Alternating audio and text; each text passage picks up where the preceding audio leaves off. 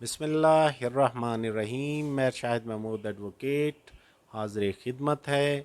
آج ہم ڈسکشن میں رکھنے والے ہیں اللیگل ڈسپوزیشن ایکٹ اور اس کی جو کمپلینٹ فائلنگ ہے وہ کون کون سے کیسز میں ہوتی ہے اور اس سے ریلیٹڈ جتنے بھی judgments of honourable supreme courts آج تک آئی ہیں، اور اس کے بعد 5 رکنی bench of honourable supreme court نے ان ساری ججمنٹس کو ڈسکس کرتے ہوئے 2 سیٹ آف ججمنٹس ڈکلیئر کی، ایک گڈ لا ایک بیڈ لا.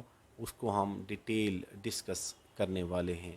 سب سے پہلے ہم دیکھتے ہیں جو judgments landmark 2016 S C M R page 19315 رکنی ججمنٹ ہے شیخ محمد نسیم ورسز مسمات فریدہ گل، اور اس میں ڈیٹیل ڈسکشن ہوئی کہ جو section 3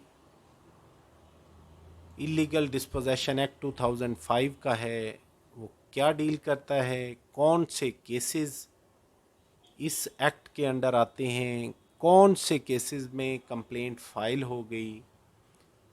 prior to that very judgment یہ اپیکس کورٹ نے ہولڈ کیا تھا اللیگل ڈسپوزیشن ایکٹ میں پرووائڈڈ ریمیڈی صرف لینڈ گریبرز، لینڈ مافیا، قبضہ گروپس کے خلاف استعمال ہوگی، جرنل پوزیشن ٹرانسفر لے لینے پہ نہیں ہوگی. اس ججمنٹ میں ڈسکس کیا اور اس میں یہ دیکھا کہ یہ جو قبضہ مافیا لینڈ گریبر کا ٹرم پریمبل میں صرف لینڈ گریبر کی جو ٹرم استعمال ہوئی ہے وہ جنرل سینس میں تھی، لیکن یہ کوئی پری کنڈیشن نہیں ہے for filing of complaint under illegal dispossession act 2005. Honourable supreme court نے ڈسکس کرتے ہوئے سیکشن 3 کو Provision of Section 3 of Illegal Dispossession Act 2005 clearly demonstrated that whatsoever committed the act of illegal dispossession as described in the said act against the lawful owner and lawful occupier, he could be prosecuted under its provision without any restriction.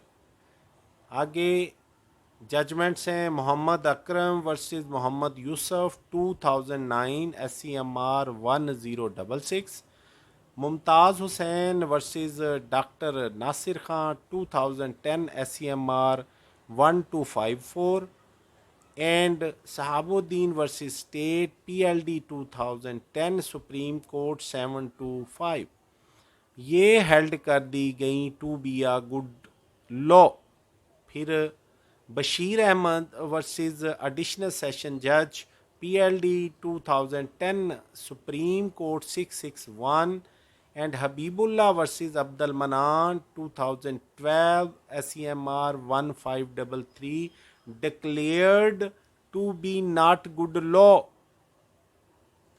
تو یہ judgment بڑی landmark ہے with regard to illegal dispossession act. اس میں یہ بھی discuss ہوا کہ اگر کوئی سول لٹیگیشن بابت پوزیشن پینڈنگ ہے تو کیا اللیگل ڈسپوزیشن ایکٹ کے انڈر کمپلینٹ فائل ہو سکتی ہے، جس نے قبضہ لیا وہ پراسیکیوٹ ہو سکتا ہے.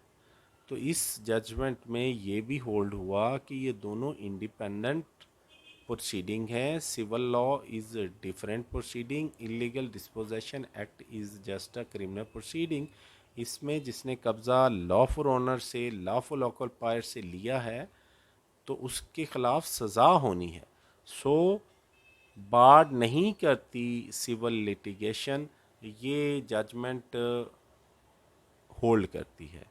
اللیگل ڈسپوزیشن ایکٹ میں اگر ایک لافل اونر ہے یا لافل آکوپائر ہے، اس کا پوزیشن اس سے چھین لیا جاتا ہے تو وہ سیکشن 3 کے تحت کمپلینٹ فائل کرے گا.